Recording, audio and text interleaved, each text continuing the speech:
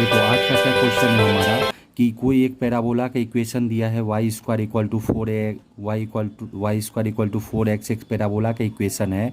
इस पैराबोला पे एक कोई पॉइंट है, हमारा जनरल पॉइंट है x, y, ठीक है। और ओरिजिन का कोऑर्डिनेट क्या होता है 0, 0। तो बोल रहा है कि x, y और 0, 0 को मिलाने वाला लाइन सेगमेंट को कोई p पॉइंट है वो 1:3 के रेशियो में डिवाइड करता है। तो हमें p पॉइंट का लोकस निकालना है। तो हमें पता है कि अगर किसी भी पॉइंट का लोकस निकालना रहता है तो उसके कोऑर्डिनेट को हम अल्फा कॉमा बीटा मान लेते हैं।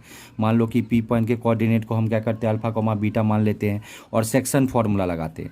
तो देखो, तो अगर हम लोग सेक्शन फार्मूला लगाते हैं तो हमारा वैल्यू क्या होगा, अल्फा को हम क्या लिख सकते हैं, देखो तो 1 into x 3 into divided by 1+3 कितना होगा 4। और बीटा को हम बीटा कोऑर्डिनेट को क्या लिख सकते हैं 1 into Y plus 3 into 0 divided by 4। तो यहाँ से हमारा अल्फ़ा इक्वल टू क्या आएगा x/4 और यहाँ से हमारा बीटा इक्वल टू क्या आएगा y/4, ठीक है। इसको सॉल्व करेंगे तो x इक्वल टू कितना आ जाएगा 4 अल्फ़ा और इसको सॉल्व करेंगे तो y इक्वल टू कितना आ जाएगा 4 बीटा। और जो हमारा कर्व का इक्वेशन दिया है Y square equal to 4x, ये हमारा गिवन जो पैराबोला है उसका इक्वेशन है।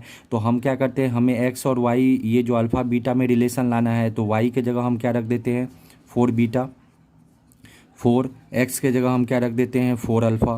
तो यहाँ से ये कितना आ जाएगा 16 बीटा स्क्वायर, इधर से क्या आ जाएगा 16 अल्फ़ा, ये 16 कैंसिल। तो यहाँ से क्या आ जाएगा हमारा beta square equal to alpha, ठीक है। अब ये क्या गया अल्फ़ा और बीटा में रिलेशन आ गया और इसमें कोई भी वेरिएबल मतलब अदर कांस्टेंट नहीं है। तो हम क्या लिख सकते हैं पी पॉइंट का जो लोकस होगा, locus of P alpha beta, वो क्या होगा, तो हम बीटा को किससे रिप्लेस करते हैं y से और अल्फ़ा को किससे रिप्लेस करते हैं x से। तो हमारा इक्वेशन क्या आ गया Y square equal to x। तो यही क्या है हमारा आंसर है। Thank you student.